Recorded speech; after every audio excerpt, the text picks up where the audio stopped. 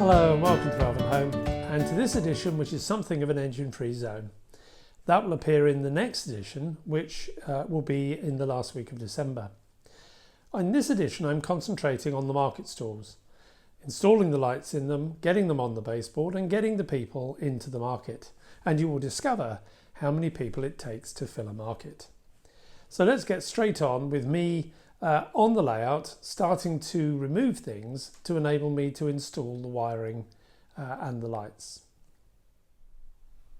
In the last video, I spoke about the project to light the market stalls. And I'm pleased to say that the other set of lights that I was waiting on to see which lights I'm going to use arrived, and I've made my choice.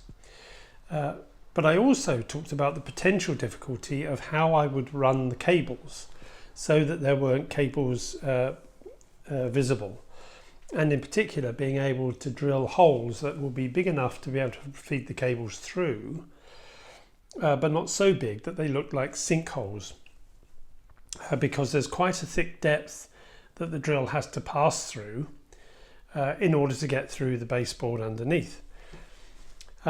I'm pleased to say my cunning plan has worked, and I'm now just going to show you how I'm going to feed the cables through, and then we'll go and have a look at the stalls and how I'm going to install them. The whole of the station building, I'd forgotten, is not stuck down and it can be lifted off completely. I was able also, I've also removed this raised wall section which supports the end of the line coming out of the coal stage. I was then able to get a palette knife underneath here and prise this off, which is the thing that I needed to be able to do. And if I take this away now, gently,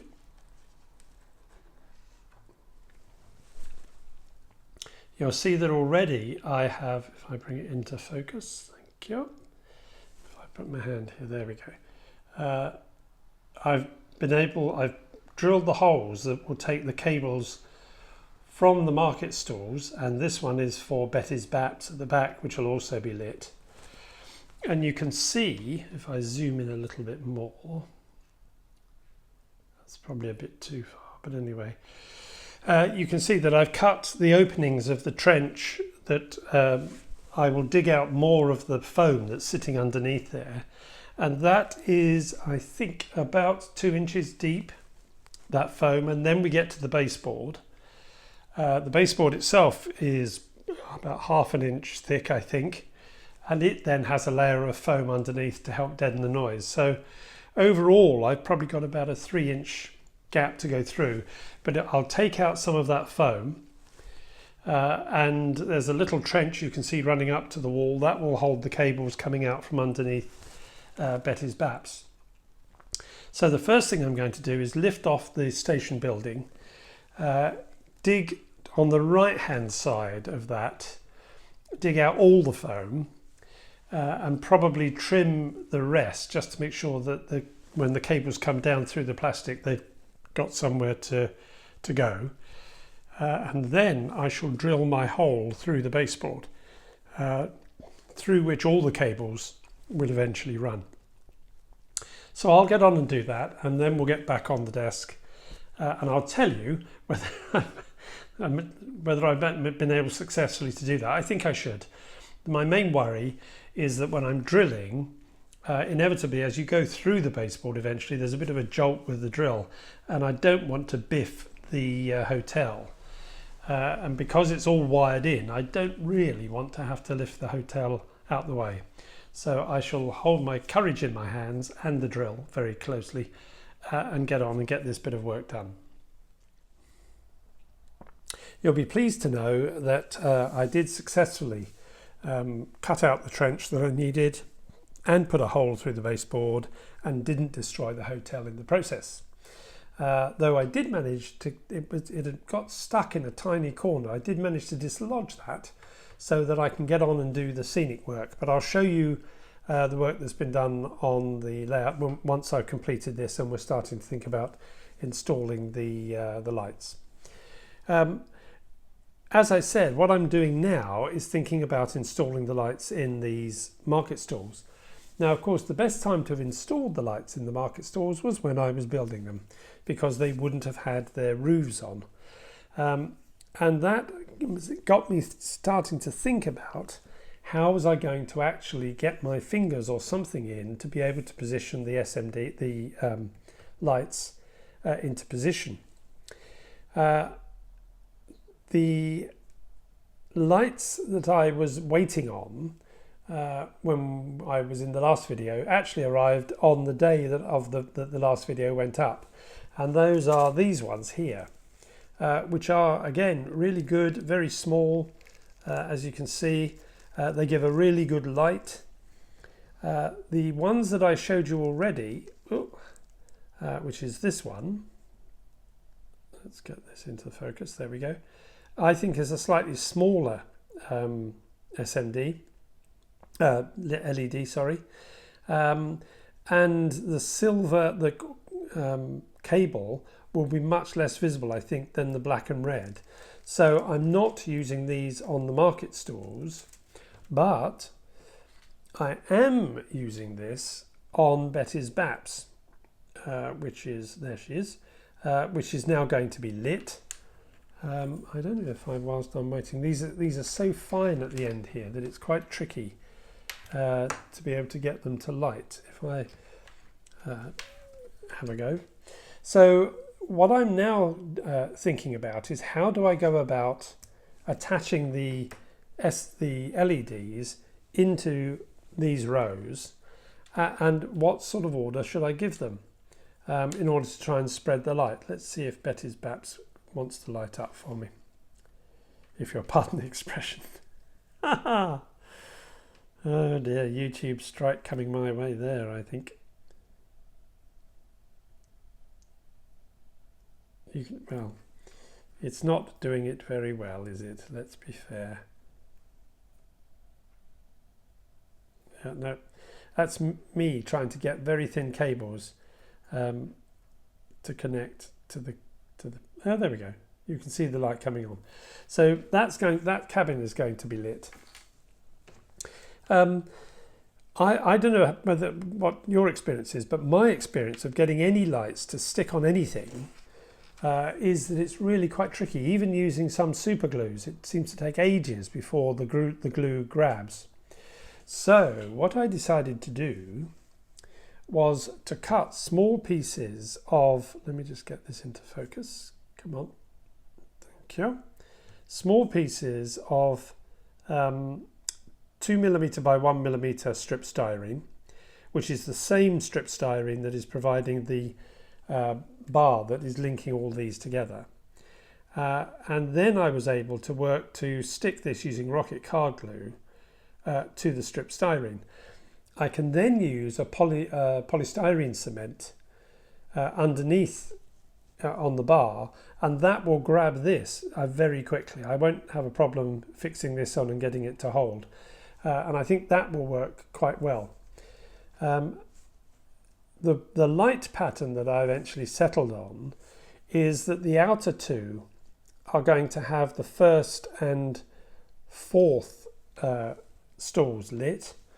The inner two are going to have the second and fifth stalls lit, and I think that will give a nice glow in the sort of centre of the market once they're all in.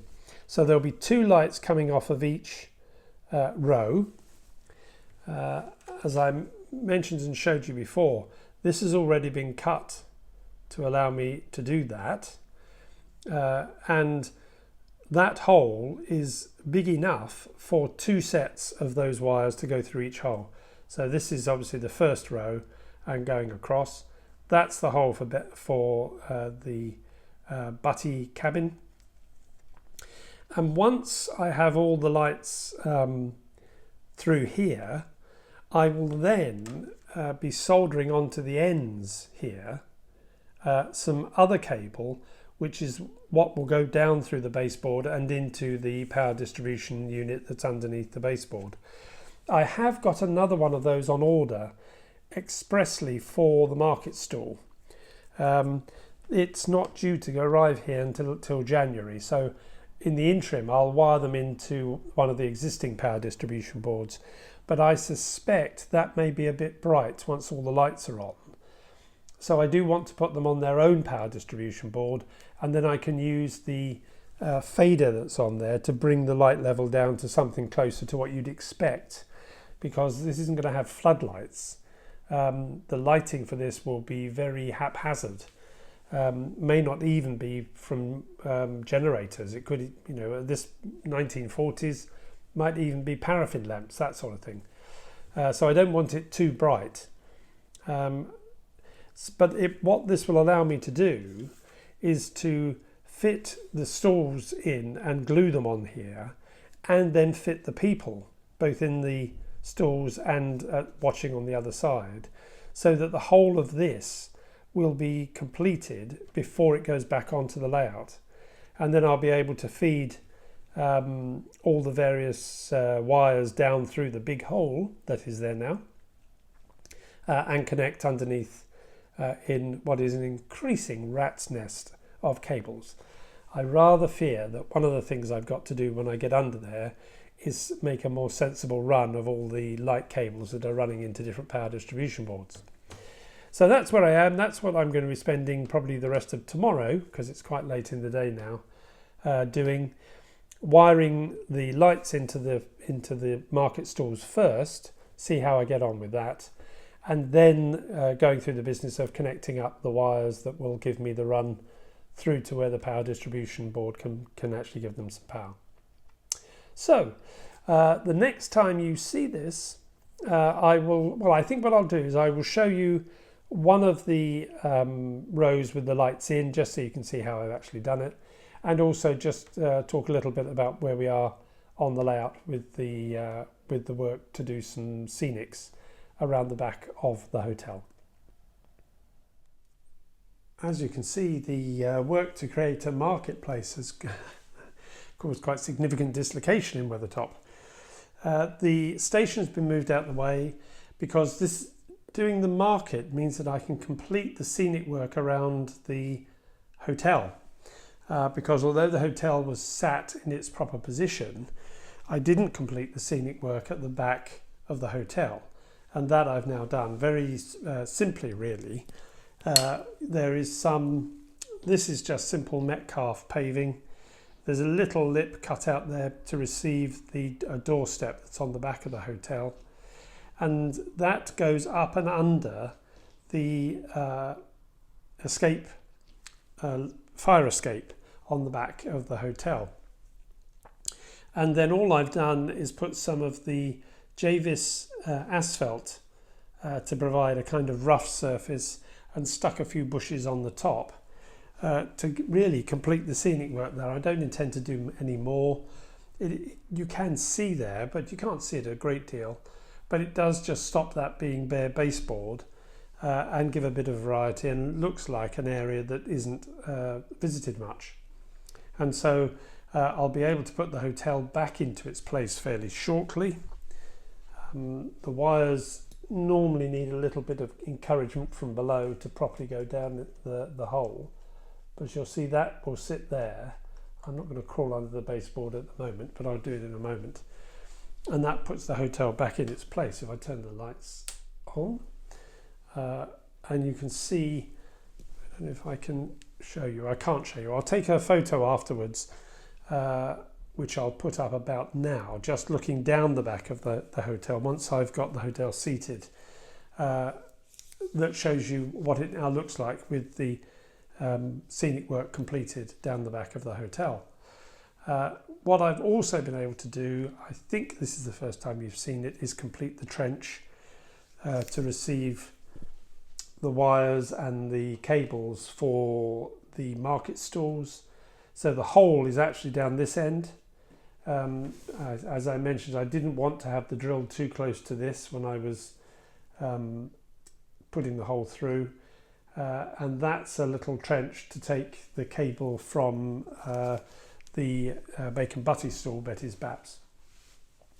So I will now get on and complete the work of building the market stalls, which is taking me a bit longer than I expected, for a reason I'll explain. And the next thing that I think you'll see will be a section showing the work of completing the market stalls, which I've done by taking a series of photographs and speaking over them, rather than lots of video footage. And when we come back onto the layout, I hope to have the market stall installed.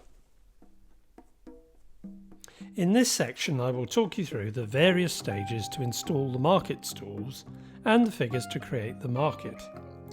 Here you can see Betty's Baps and the hut that's been stuck to the base, and you can see the red and black cables coming out from underneath.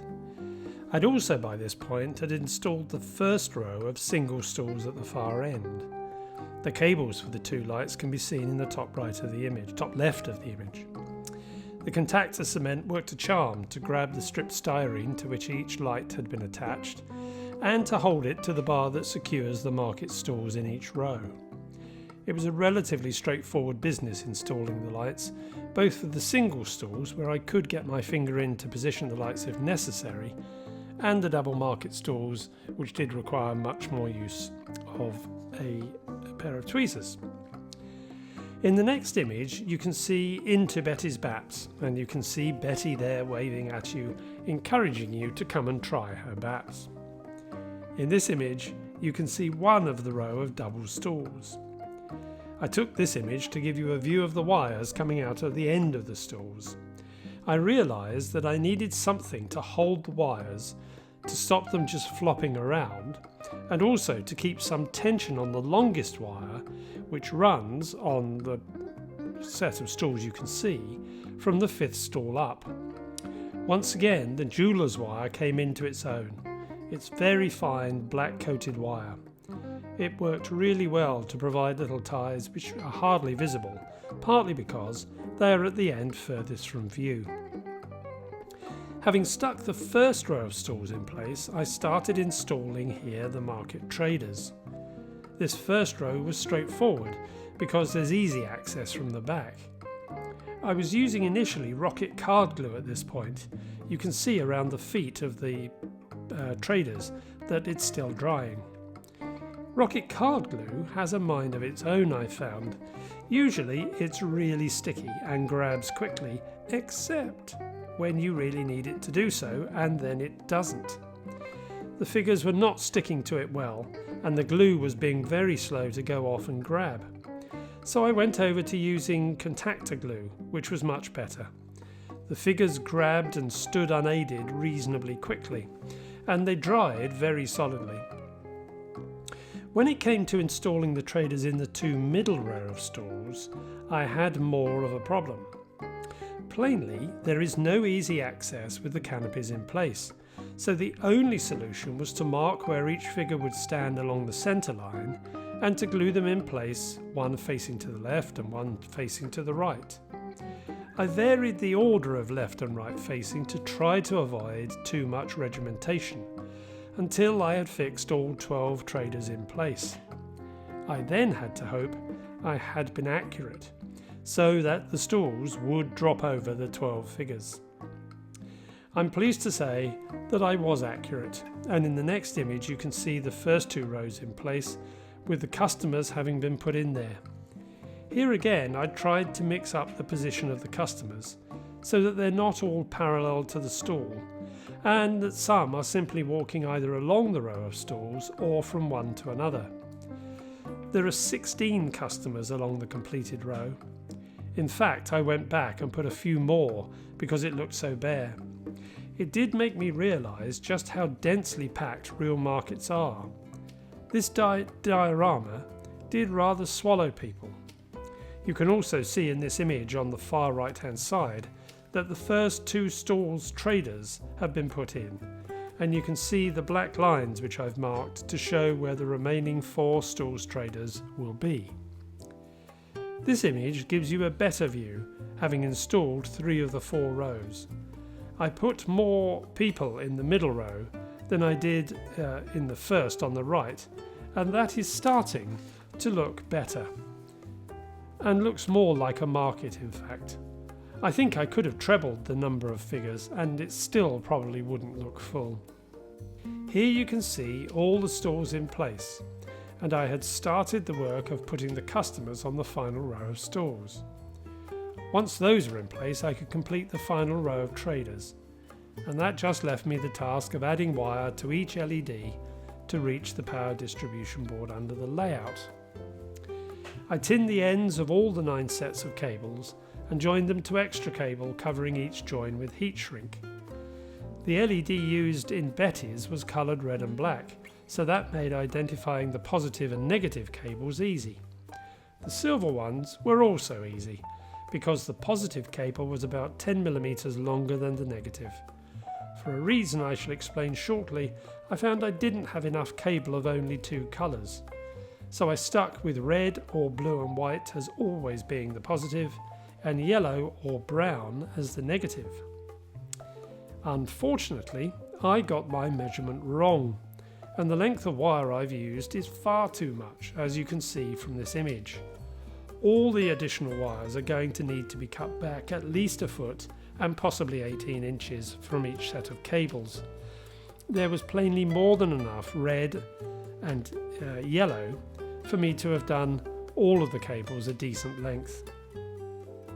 To be able to thread each pair of cables through the hole in the baseboard, and also generally to be able to identify each pair of wires under the layout, I put 2 pieces of heat shrink on each pair of additional wires. One piece was just down from the heat shrink covering the solder joins to try and help protect them a little, and the other towards the end of the pairing. I did briefly think about intertwining the cables, but the heat shrink was a quicker solution. If I hadn't paired the wires in this way, I would have had the devil's own job in identifying anything under the layout, and certainly what went with what. And you could also guarantee that as each cable came down through the board, it would intertwine itself and tangle itself in an impossible way. So now that I've shown you how I completed the work to create the market, let's go and see what it looks like installed on the layout. Well, here you can see the market stalls installed back onto the layout. You may be a bit underwhelmed by the amount of light coming off it, because as you can see, only Betty's is currently lit. That is because when I put it back on the layout and started the process of wiring to the power distribution boards, which are underneath, I nearly ruined half the LEDs that are here, and then discovered that I didn't have enough spaces on the power distribution board for all the lights. There's 2 power distribution boards underneath the layout, and there's a third on order that will be specifically for this. The power distribution boards are capable of either taking a 12 volt feed in and then feeding 12 volts straight through to an array of lights, and you can have up to 30 sets of lights off of one of the power distribution boards. Or you can set it to step the voltage down to 12 volts. And of course the beauty of that is that you don't need an individual resistor with each LED. Now that's what I was going to do. And when I looked at the 2 power distribution boards that I had more than enough, or I thought I had more than enough terminals for the 9 sets of cables that need to be wired in. The first thing that struck me just as I was beginning to do the wiring was to check that both power distribution boards were in fact stepping down to 3 volts. And lo and behold, one of them didn't. It was still running at 12 volts because the lights coming off that are lights that work at 12 volts. So I abandoned using that power distribution board, but on the face of it, I still had plenty of terminal blocks for the ones that I needed to wire in, except I discovered that one complete row of the terminal blocks had been soldered onto the power distribution board the wrong way round, and therefore I couldn't wire the lights in.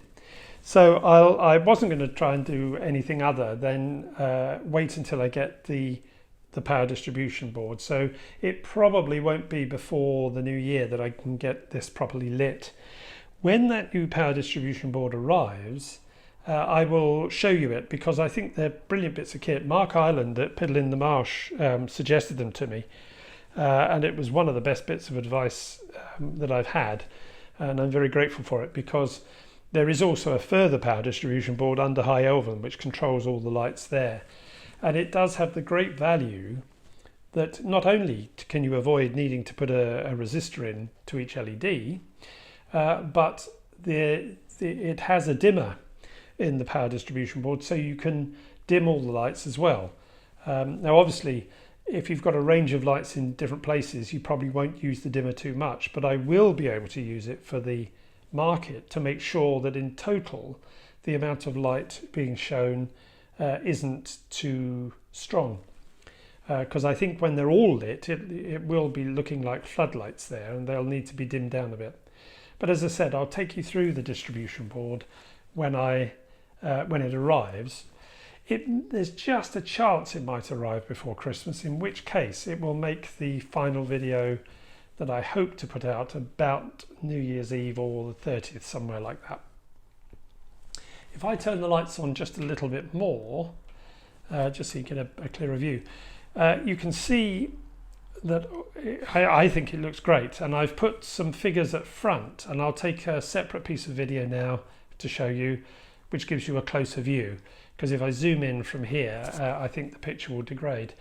I've used some of the prizer figures to put in the closest view. I really don't think the ones that I got from GM Supplies, I think, are too bad at all, and I've been really pleased with how they've gone in, and I think they give the impression I wanted. 90 figures we used. It just reinforces what I think I said in the previous clip. One, just how dense markets really are, and in order to replicate that you need a lot of figures, and that's where the GM ones at, I think, as I said, it's 100 for £2.50, I think, a really good value. So that really completes this piece of work, and I've had fun doing it. I'm pleased that it's back on the layout and everything else is back in place. And it also allowed me to complete the scenic work around the back of the hotel, which has been bugging me for a while. The last bit of scenic work to be done is to close off the corner between the station building and the hotel. And if I can find decent enough gates, I think I'm going to put some gates across there. But I'll wait and see. I'm not going to rush that piece of work. That completes this section. Let's move on to the next section of the video.